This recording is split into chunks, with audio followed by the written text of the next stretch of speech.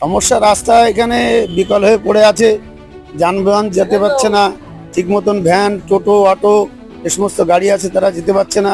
যে কোনো সময় বড় কোনো অ্যাক্সিডেন্ট হতে পারে। কিছুদিন আগে এখানে তো একটা বড় অ্যাক্সিডেন্ট হয়ে গেল, 3টে প্রাণ চলে গেল এখানকার নিরীহ ছেলেরা। এখানকার তদারকি ঠিক মতন না হওয়ার জন্য, রাস্তা ঠিক না হওয়ার জন্য। 3টে প্রাণ গেল বলছে, কিভাবে কি হয়েছে যদি বলেন? একটা লরি যেতে গিয়ে কাত হয়ে পড়ে গেল, তার তলে চাপা পড়ে গেল 3টে ব্যক্তি, এখানকারই লোকাল ছেলে, তারা চাপা পড়ে মারা গেল। সেক্ষেত্রে এই যে জলটা জমেছে, এটা কতদিনের জন্য? এটা বর্ষা হলেই সবসময় জমে, বর্ষা হওয়ার সঙ্গে সঙ্গে এরকম জমে থাকে। তারপর কোনো নিষ্কাশনের জায়গা নাই, কোনো জল বেরোনোর কোনো জায়গা নাই। আমরা চাইছি রাস্তা খুব সুন্দরভাবে নির্মাণ হোক, এটা ভালো মতো হোক, লোক যেন যাতায়াত করতে পারে, গাড়ি ঘোড়ার জন্য কোনো দুর্ঘটনা না ঘটে, সবাই সেটা চায়। মানুষ চলে গেলে তো মানুষ ফিরে আসে না, এই যে 3জন চলে গেছে, ফিরে এসছে? ফিরে তো আসেনি।